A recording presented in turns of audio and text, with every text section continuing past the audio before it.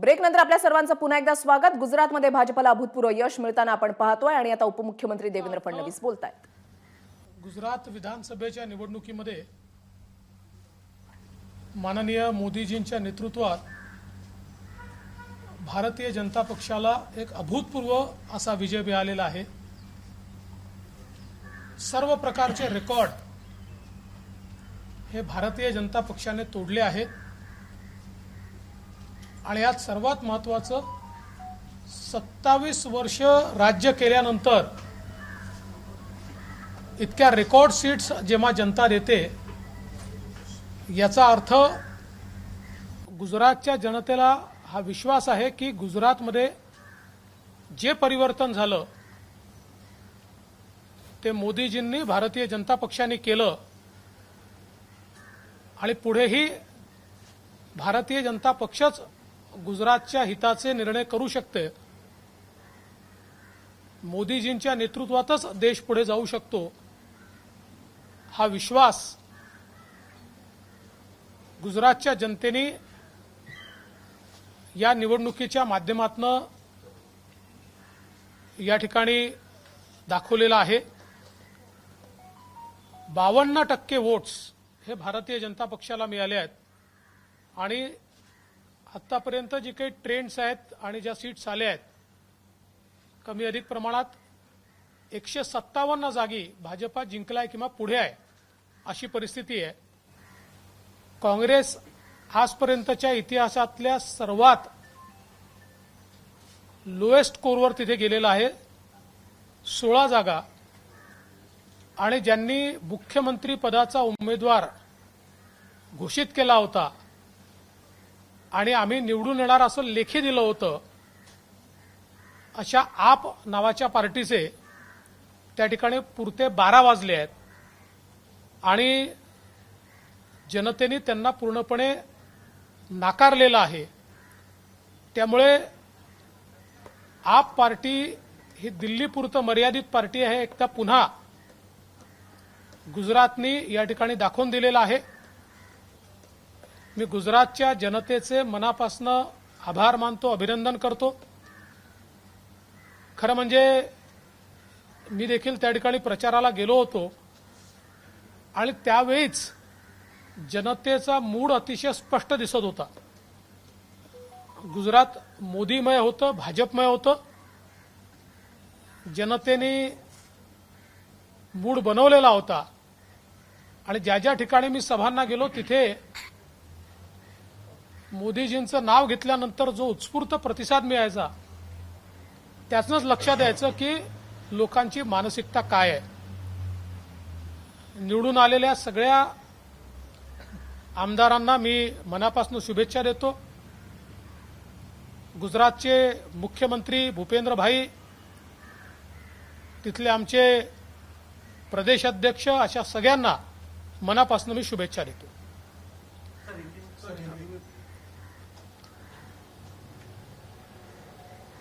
Bharatiya Janata party ने प्रधानमंत्री मोदी जी के नेतृत्व में गुजरात में एक नया इतिहास रचा है। आज तक के सारे रिकॉर्ड तोड़कर 157 के करीब सीटें भारतीय जनता पार्टी ने वहां पर जीती है। एक अप्रत्याशित किंतु अपेक्षित विजय भारतीय जनता पार्टी को वहां पर प्राप्त हुआ है। 27 सालों के बाद फिर एक बार चुनाव को सामने भारतीय जनता पार्टी गई। 27 साल राज करने के बाद अमूमन एक एंटी इनकम्बेंसी होगी ऐसा विरोधी पक्ष मानते थे, किंतु ये प्रो इनकम्बेंसी ऐसा मैंने कहा था जो आज रिजल्ट में दिखाई पड़ता है और लोगों ने पूरा विश्वास मोदी जी के ऊपर और भारतीय जनता पार्टी के ऊपर रखा।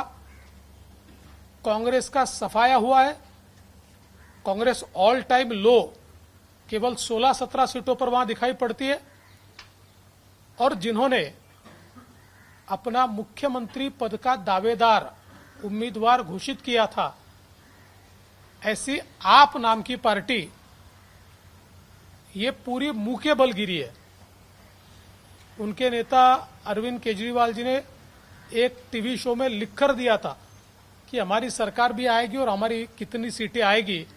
अब कितनी लिखी थी वो तो उनको मालूम है और टीवी वालों को मालूम है, किंतु आज के रिजल्ट ने ये बता दिया कि वे दिल्ली के नेता है, दिल्ली के बाहर वो नेता नहीं है, उनकी पार्टी नहीं है।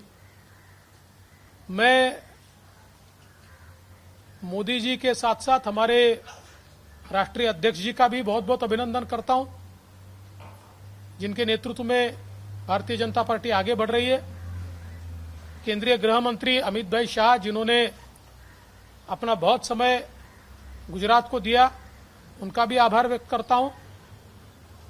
गुजरात के हमारे मुख्यमंत्री भूपेंद्र भाई, हमारे प्रदेश अध्यक्ष पाटिल जी, इन सभी को मैं बधाई देता हूं और साथ साथ गुजरात की जनता का भी आभार व्यक्त करता हूं।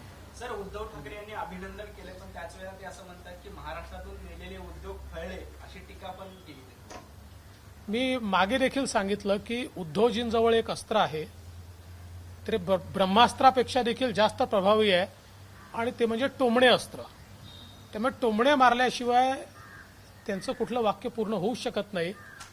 मला एकाच गोष्टीचा आनंद आहे की उद्योगाचं महत्त्व उद्धवजीला कळायला लागलं, कारण महाराष्ट्रातले उद्योग घालवणारेच ते आहेत। रिफायनरी सारखा महाराष्ट्रातला प्रोजेक्ट, जो देशातला सगळ्यात मोठा इन्व्हेस्टमेंटचा, सगळ्यात मोठा रोजगाराचा प्रोजेक्ट होता, तो माननीय उद्धवजींनी बाहेर घालवला। त्यामुळे मला असं वाटतं की खरं म्हणजे कधीतरी अशा प्रकारचा विजय मिळाल्यानंतर आपल्या विरोधी विचारांच्या लोकांचे तोंड भरून कौतुक करायचं असतं, पण अजून त्या मानसिकतेपर्यंत ते पोचलेले दिसत नाही। अजूनही जे काही महाराष्ट्रात घडलं त्याचा परिणाम त्याच्या मनावर मला दिसतोय। गुजरातमध्ये जितकं यश मिळालं तर हिमाचल प्रदेशमध्ये नेमकं काय झालं, त्याचं सत्तांतर व्हावं लागलं। हे खरं आहे की हिमाचल प्रदेशमध्ये अपेक्षित यश हे भारतीय जनता पक्षाला मिळालेलं नाही। हिमाचलमध्ये एक प्रथा राहिली आहे की दर 5 वर्षांनी त्या ठिकाणी सरकार बदलतं। यावर्षी आम्हाला अशी अपेक्षा होती की हा ट्रेंड आम्ही रोखू शकू। हिमाचलमध्ये मिळालेली मतं चांगली आहेत, जवळजवळ 42% भारतीय जनता पक्षाला आहे आणि आमच्यापेक्षा 1% मत जास्त काँग्रेसला आहे, पण त्या 1%मुळे त्यांना त्या ठिकाणी मेजॉरिटी मिळाली आहे। त्यामुळे कुठेतरी मला असं वाटतं की या 5 वर्षाच्या कार्यकाळानंतर तो जो ट्रेंड आहे तो ट्रेंड बीट करता करता आम्ही राहिलो। 1% मतं जास्ती मिळाली असती तर तो ट्रेंड बीट झाला असता, पण तरी देखील सीट्स काही कमी मिळालेल्या नाहीत, चांगल्याच मिळालेल्या आहेत, वोट्सही चांगले मिळालेले आहेत। भारतीय जनता पार्टी त्या ठिकाणी अजून मेहनत करेल। भाजपचे काही बंडखोर उमेदवार गुजरातमध्ये, खास करून हुशियार सिंग यांना तुम्ही मुंबईत भेटला होता। आता जर आकडे बघितले तर 5,000पेक्षा जास्त मतांनी ते आघाडीवर आहेत। गुजरातमध्ये देखील बिहार किंवा गोव्यासारखी काही विशेष जबाबदारी आपल्यावर दिली आहे, काही अपक्ष किंवा या सगळ्यांना बांधण्याची? माझ्यावर या क्षणी कुठलीही जबाबदारी नाही। मी हुशियार सिंगजी यांना याकरता भेटलो की ते इथे होते, ते आजारी होते, लीलावतीमध्ये त्यांच्यावर उपचार चालले होते आणि ते उपचार संपवून ते घरी गेले होते। त्यामुळे मला आमचे राष्ट्रीय अध्यक्ष आणि आमचे तिथले मुख्यमंत्री यांनी सांगितलं की हे जरी बंडखोर म्हणून उभे राहिले असले तरी आपल्याशी संबंधित आहेत, आपल्या घरचे आहेत, त्यामुळे तुम्ही जाऊन त्यांची ख्याली खुशाली बघा, म्हणून मी त्यांना भेटायला गेलो होतो।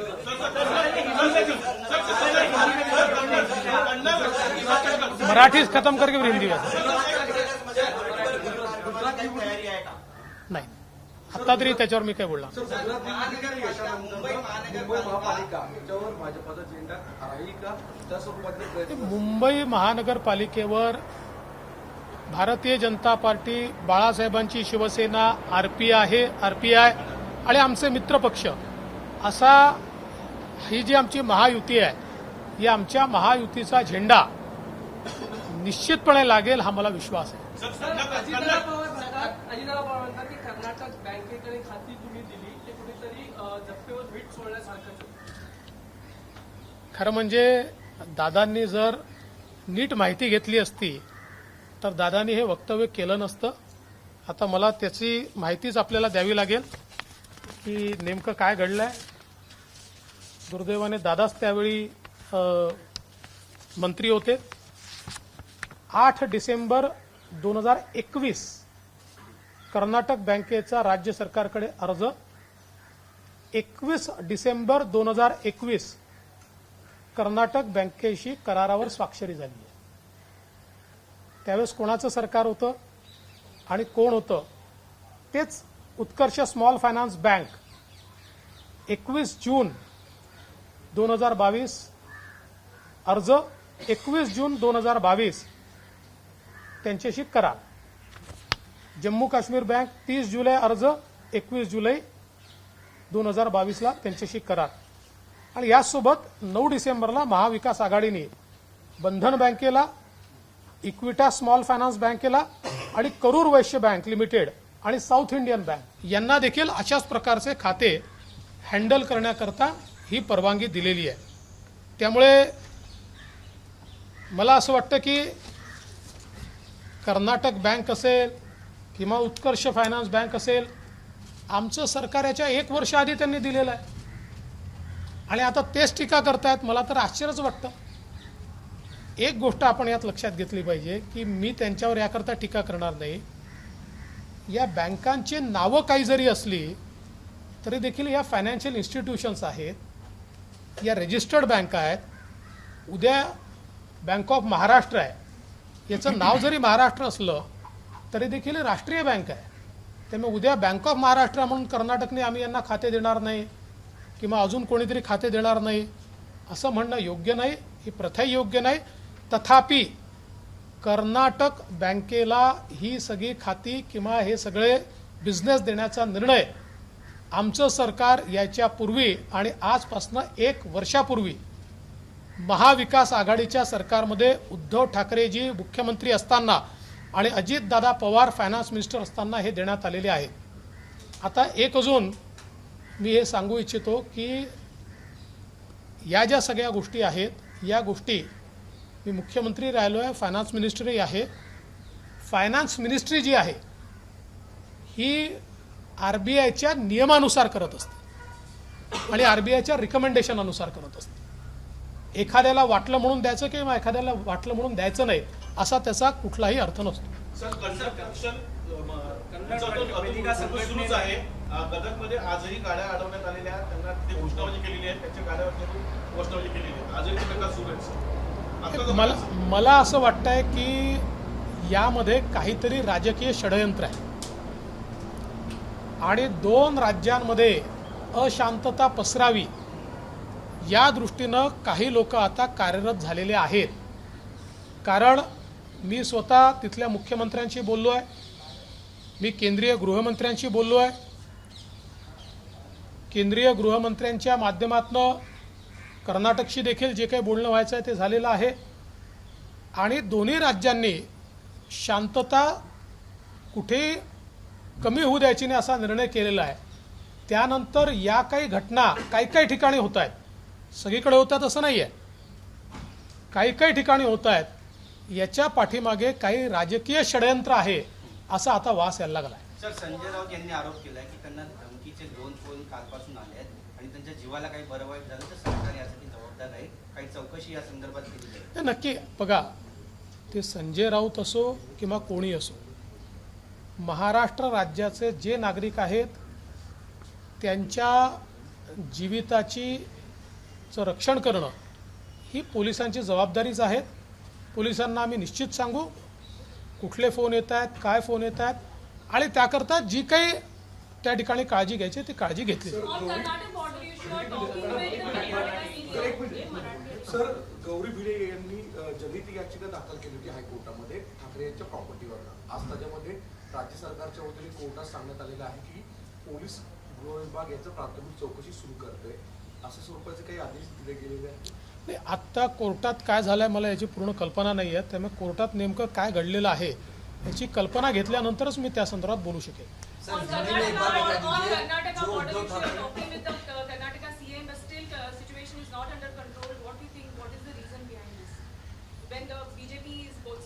मुझे ऐसा लगता है कि अब एक प्रकार का राजनीतिक षड्यंत्र चल रहा है दोनों राज्यों में अशांति फैले, इसका प्रयास कुछ लोग मिलकर जानबूझकर कर रहे हैं। क्योंकि मैंने स्वयं कर्नाटक के मुख्यमंत्री से बात की, कर्नाटक के मुख्यमंत्री जी ने आश्वस्त किया कि ऐसी कार्रवाई नहीं होने देंगे, अगर कोई करेगा तो उसके ऊपर वो कार्रवाई करेंगे। हमारे यहाँ भी कुछ लोगों ने ऐसा काम किया तो हमने उनको रोकने का प्रयास किया, उनको हमने यहाँ पर रोका है। ऐसी महाराष्ट्र में भी घटनाएं हमने नहीं होने दिए। मैंने गृह मंत्री जी से भी बात की है, संभवतः गृह मंत्री जी की वहाँ पर भी बात हुई होगी। और इसके बावजूद कुछ जगहों पर जानबूझकर ऐसी घटनाएं करके एक नैरेटिव तैयार करने का काम जो हो रहा है, हम इसकी ओर ध्यान दे रहे हैं।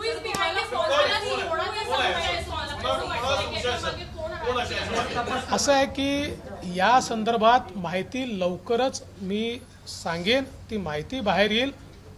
काही ठिकाणची माहिती आता माझ्यापर्यंत पोहोचली आहे, पूर्ण माहिती जोपर्यंत माझ्याकडे येत नाही मी बोलणार नाही। सर, उद्धव जी ने जो पत्र लिखा है, बधाई दी है गुजरात चुनाव को लेकर, उसमें तंज भी कसा है कहीं ना कहीं, इस पर क्या कहना है? देखिए, व्यक्ति जब आहत होता है, व्यक्ति जब निराश होता है, तब उसमें अपने विरोधियों को जब यश मिलता है तो उसको स्वीकारने की हिम्मत नहीं होती। कभी कभी जब इतना बड़ा यश विरोधियों को भी मिलता है तो खुले मन से उसको स्वीकारना चाहिए, लेकिन वो उसको स्वीकार नहीं पा रहे। लेकिन मुझे बहुत खुशी है कि पहली बार उद्धव जी उद्योगों के बारे में बोल रहे हैं और उद्योग बचने चाहिए ऐसा बोल रहे हैं, क्योंकि महाराष्ट्र से बड़े बड़े उद्योग तो बाहर भेजने वाले ही वो है। रिफाइनरी जैसा उद्योग जो देश का सबसे बड़ी आज तक के इतिहास की इन्वेस्टमेंट, सबसे बड़ी रोजगार निर्माण करने वाली इन्वेस्टमेंट को रोकने का काम उन्होंने किया है। तो चलो इसमें से कम वो सीख ले रहे। सर, हिमाचल में जिस तरह से बीजेपी का फेल्योर रहा, इस बार भी वो नैरेटिव नहीं सेट हो पाया, क्योंकि 5 साल बीजेपी की सरकार रही। एक उम्मीद आप लोग लगाकर बैठे थे, कैंपेन किया था, जहाँ से भी बीजेपी के नेता गए थे, उम्मीद के मुताबिक रिजल्ट नहीं रहा। देखिए, ऐसा है कि एक ट्रेंड हमेशा हिमाचल प्रदेश में रहा है कि वहाँ सरकार रिपीट नहीं होती, हर बार नई सरकार चुनकर आती है। हम लोगों को ज़रूर लगता था कि लोग उस ट्रेंड को इस बार समाप्त करेंगे और भारतीय जनता पार्टी को वापस चुनकर देंगे। कुछ उस प्रकार का मतदान भी लोगों ने किया है, क्योंकि मात्र 1% वोट से हमारी सरकार गई है, हमारी सीटें कम आई है। अगर 1% वोट इधर होता तो ये नंबर उल्टा हो जाता। लेकिन फिर भी जो भी जनादेश है उसको स्वीकार करना चाहिए, उसको स्वीकार कर हमारी पार्टी आगे बढ़ेगी। एनसीपी का जो गुजरात बयान के है, जो परिणाम है बैंक को लेकर वो कि मुंबई और महाराष्ट्र पे लोग कितने विरोध इफेक्ट दे रहे हैं, और दूसरी तरफ जो है कर्नाटक बॉर्डर पर इस तरह का इश्यू क्रिएट हो रहा है। देखिए, जब कोई बिना पढ़े बिना विचार किए बयान दे देता है तो बयान कभी कभी वो न चाहते हुए भी मूर्खतापूर्ण हो जाता है। कर्नाटक बैंक को जो बिजनेस दिया गया वो दिसंबर 2021 में दिया गया। उस समय उद्धव ठाकरे जी की सरकार थी, एनसीपी के अजीत पवार जी ये उस समय फाइनेंस मिनिस्टर थे, उस समय ये दिया गया है। तो आज उसके बारे में बोलना, ये मुझे ऐसा लगता है कि थोड़ा उनका अभ्यास कम पड़ा है। लेकिन मैं उसके बावजूद ये कहना चाहता हूँ कि किसी बैंक को कोई नाम है, इसके आधार पर हम डिस्क्रिमिनेट नहीं कर सकते। कल हमारी बैंक ऑफ महाराष्ट्र है, वो कोई महाराष्ट्र सरकार की बैंक तो नहीं है, लेकिन नाम महाराष्ट्र का है, इसलिए उसको कोई डिस्क्रिमिनेट करे ये भी गलत है। इसमें आरबीआई जिन बैंकों को परमिशन देता है और जिनके साथ स्टेट बिजनेस करे कहता है, ऐसे किसी भी बैंक के साथ कोई भी स्टेट अगर बिजनेस करे तो वो गलत नहीं होता है। लेकिन फिर भी बिना सोचे समझे नैरेटिव तैयार करने के चक्कर में ये जो बयानबाजी हो रही है गलत है। एबीपी माझा, उघडा डोळे बघा नीट।